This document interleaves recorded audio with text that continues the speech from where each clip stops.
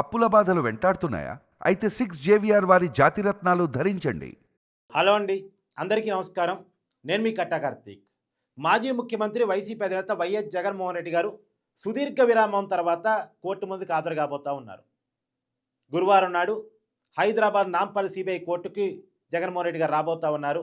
6 సంవత్సరాల విరామం తర్వాత ఆయన మీద 2011లోనే 42,000 కోట్ల అక్రమాస్తులు సంపాదించారు అనేటువంటి 20 సిబిఐ ఈడీ కేసులు ఉన్నాయి.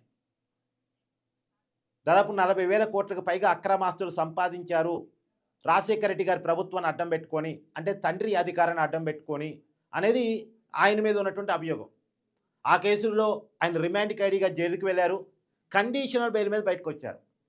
ఆయన కండిషనల్ బెయిల్ మీద బయటకు వచ్చి కూడా 13 సంవత్సరాలుగా వస్తూ ఉంది. ఇన్ని సంవత్సరాలుగా బెయిల్ మీద బయట ఉన్న వ్యక్తి ఈ దేశంలో జగన్మోహన్ రెడ్డి గారే కావచ్చేమో. మరి వ్యవస్థలకే పెద్ద ఛాలెంజ్గా జగన్మోహన్ రెడ్డి గారి కేసులు తయారయ్యాయి.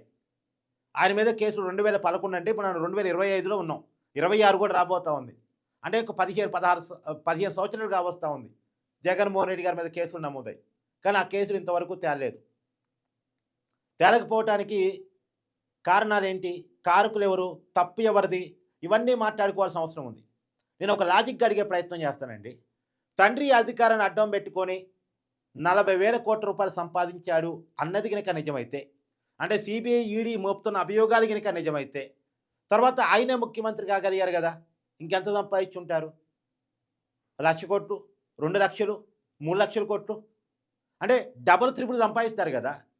రెండోది 40,000 కోట్లు అనేది 2011 నాటి లెక్క అంటే ఆ ఆస్తుల విలువ ఈనాటికి ఎంత? అంటే లాజిక్గా ఆలోచించినప్పుడు సిబిఐ ఈడీని నమ్మి మనం మాట్లాడుకున్నప్పుడు వాళ్ళు మోపుతున్న అభియోగాలు నిజమైతే ఒకవేళ ఆయన స్వయంగా ముఖ్యమంత్రి అయినప్పుడు ఇంకెంత సంపాదించాలి? ఆ సంపాదించే అవకాశాన్ని కల్పించింది సిబిఐ ఈడీనేగా. కేసులు కనుక తేల్చి ఉంటే, శిక్ష బడి ఉంటే జగన్మోహన్ రెడ్డి గారు ఎమ్మెల్యేగా ఎన్నికలు నిలబడి అర్హతను కోల్పోయేవాడు, జైల్లో కూర్చునేవాడు.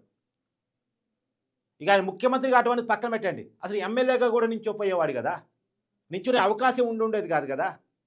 సుప్రీంకోర్టు మార్గదర్శకాల ప్రకారం ఒక ప్రజాప్రతినిధి కానీ ప్రజలకు సంబంధించిన ఆస్తిని దోచేస్తే 6 నెలలలోపు టైం బాండ్ పెట్టుకుని విచారించాలి, కేసులు తేల్చాలి, టైం బాండ్తో తేల్చాలి అని చెప్తాయి. కానీ ఇక్కడ జగన్మోహన్ రెడ్డి గారి కేసులో ఏం జరుగుతుంది? మరి ఎందుకు జాప్యం జరుగుతుంది? అందరం కూడా క్వశ్చన్ చేసుకోవాల్సిన సమయం ఇది. ఎందుకంటే అంతిమంగా ప్రజాధనం లూటీ కాబడుతుంది కదా, అంతిమంగా రాష్ట్రం నాశనం అవుతుంది కదా. వాళ్ళకి ప్యాలెస్లు, పేదవాడికి చిప్ప. ఆ చిప్పలో బటన్ నొక్కి డబ్బులు వేస్తే మనం ఆనందపడాలా? ఆ బటన్ నొక్కి డబ్బులు వేస్తే మనం ఆనందపడాలి, అది పండుగలా మనం చేసుకోవాలి. మళ్ళా తీసిపోయి అధికారాన్ని ఆయన ఎక్కియాలి. కాబట్టి దీని మీద మనం రివ్యూ చేసుకోవాల్సిన అవసరం ఉంది, వ్యవస్థ రివ్యూ చేసుకోవాల్సిన అవసరం ఉంది అనేది నా పాయింట్. ఏది ఏమైనా ఆయన కండిషనల్ బెయిల్ ప్రకారం ప్రతి శుక్రవారం కోర్టుకు హాజరు కావాలి. ఆయన ప్రతిపక్ష నాయకుడిగా ఉన్నప్పుడు ప్రతి శుక్రవారం కోర్టుకు హాజరయ్యేవారు. పాదయాత్ర చేస్తున్నప్పుడు కూడా పాదయాత్ర ఆపి మరీ శుక్రవారం కోర్టుకు వచ్చి మళ్ళీ తిరిగి వెళ్ళి పాదయాత్రను కొనసాగించేవాళ్ళు. కానీ ముఖ్యమంత్రి అయిన తర్వాత నేను ముఖ్యమంత్రి అయ్యాను, నేను రెగ్యులర్గా ప్రజలకు సంబంధించినటువంటి కార్యక్రమాల మీద, వాళ్ళకి ఇచ్చే పథకాల మీద, వాళ్ళు చేసే అభివృద్ధి మీద ఎప్పటికప్పుడు రివ్యూలు చేస్తూ ఉండాలి, నిర్ణయాలు తీసుకుంటూ ఉండాలి. నేను హైదరాబాద్ రావటం, కోర్టుకు హాజరు కావటం అనేది సమయాభావం, అందులో సెక్యూరిటీ ఇష్యూస్ ఉంటాయి, అది చాలా ఖర్చుతో కూడిన పని. కాబట్టి నాకు వ్యక్తిగత హాజరు నుంచి మినహాయించండి అని తెలంగాణ హైకోర్టులో పిటిషన్ దాఖలు చేసుకున్నారు జగన్మోహన్ రెడ్డి గారు ముఖ్యమంత్రి అయిన తర్వాత, 2019లో ముఖ్యమంత్రి అయిన తర్వాత. సరే, నిజంగా ముఖ్యమంత్రిగా ఉన్నారు కాబట్టి కోర్టు మినహాయింపు ఇచ్చింది. ఆయన ముఖ్యమంత్రి పదవి పోయి కూడా 16 నెలలు అవుతుంది. కానీ ఆయనకి ఇచ్చిన మినహాయింపుని తీసేయలేదు, ఆ మినహాయింపు కొనసాగుతూనే ఉంది. కారణం ఏంటంటే సిబిఐ ఆ మినహాయింపు తీసేయమని అడగకపోవటం. సిబిఐ కనుక కోర్టులో పోరాటం చేస్తే ఆ మినహాయింపు పక్కెళ్ళిపోయిద్దాం. అయితే ఇప్పుడు కోర్టుకి ఎందుకు వస్తున్నారంటే, ఈ మధ్యకాలంలో ఆయన యూరోప్ వెళ్ళటానికి కోర్టును అప్రోచ్ అయ్యారు. జగన్మోహన్ రెడ్డి గారు ఎక్కడ విదేశాలకు వెళ్ళాలన్నా సరే, ఎక్కడికి వెళుతున్నారు, ఎందుకు వెళుతున్నారు, ఎలా వెళుతున్నారు అనేది మొత్తం కూడా కోర్టు పర్మిషన్తోనే వెళ్ళాలి. ఆయన కండిషనల్ బెయిల్ మీద బయట ఉన్నారు కాబట్టి ఆ కండిషన్స్లో భాగంగా కోర్టు పర్మిషన్తోనే విదేశాలకు ఆయన వెళ్ళాలి. ఆయన కోర్టును పర్మిషన్ అడిగారు యూరోప్ వెళ్ళటానికి. ఆ సమయంలో మీకు సంబంధించిన ఇన్ఫర్మేషన్ మొత్తం కూడా సిబిఐకి ఇచ్చి వెళ్ళండి అని చెప్పింది కోర్టు. సిబిఐకి జగన్మోహన్ రెడ్డి గారు ఇన్ఫర్మేషన్ ఇచ్చి వెళ్ళిపోయారు. జగన్మోహన్ రెడ్డి గారు విదేశాలకు వెళ్ళిన తర్వాత సిబిఐ ఇక్కడ ఆయన ఇచ్చిన ఇన్ఫర్మేషన్ క్రాస్ చెక్ చేసుకుంటే మొబైల్ నెంబర్ తప్పుగా ఇచ్చెళ్లారు అన్నది సిబిఐ కనిపెట్టింది. ఓ తప్పుడు ఇన్ఫర్మేషన్ ఇచ్చెళ్లారు, ఆయనకి ఇచ్చిన పర్మిషన్ క్యాన్సిల్ చేయండి అని వెంటనే కోర్టులో సిబిఐ పిటిషన్ దాఖలు చేసింది. అప్పటికే జగన్మోహన్ రెడ్డి గారు యూరోప్ వెళ్ళి ఉన్నారు. ఎప్పుడైతే సిబిఐ కోర్టులో పిటిషన్ దాఖలు చేసిందో మన కోర్టు వెనక్కి రావాల్సిందే, ఆయనకి ఇచ్చిన పర్మిషన్ కనుక క్యాన్సిల్ చేస్తే గనక, ఒకవేళ అలా చెప్పేసి క్యాన్సిల్ చేస్తే గనక జగన్మోహన్ రెడ్డి గారి పరువు తక్కువ పని, రాజకీయంగా ఇబ్బంది.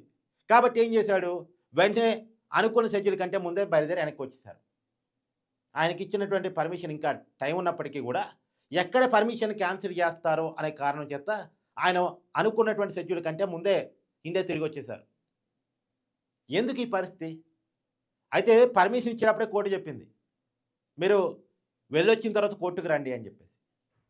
మళ్ళా ఇండియా వచ్చిన తర్వాత నేను రాలేను, కావాలంటే జూమ్లో వీడియో కాన్ఫరెన్స్లో హాజరవుతాను, లేదు అంటే నా వకాలతగా నా అడ్వకేట్ వస్తారు, పర్మిషన్ ఇవ్వమని అడిగారు. కానీ పర్మిషన్ ఇవ్వద్దని సిబిఐ చెప్పింది.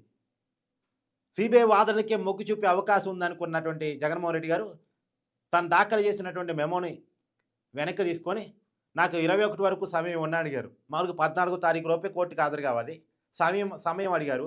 ఆ సమయం కోర్టు ఇవ్వటం కారణంగా రేపు కోర్టు ముందుకి జగన్మోహన్ రెడ్డి గారు హాజరు కాబోతున్నారు.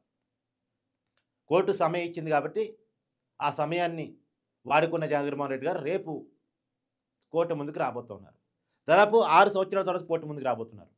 నేను అనేది ఏంటంటే, ఇకనన్నా కొంత వేగవంతం చేసి జగన్మోహన్ రెడ్డి గారి కేసును తేలిస్తే, నేను ఆయన దోషి అని తేల్చమన్నట్లే. ఆయన దోషి అయితే దోషి, నిర్దోషి అయితే నిర్దోషి. దోచేస్తే దోచేశాడని, దోచేయకపోతే దోచేయలేదని. కానీ ఏదో ఒకటి ప్రజలకు వాస్తవం తెలవాలి అనేది నా పాయింట్ ఆఫ్ వ్యూ. మీరేమనుకుంటున్నారో కూడా ఖచ్చితంగా కామెంట్ రూపంలో తెలియజేయండి. Thank you.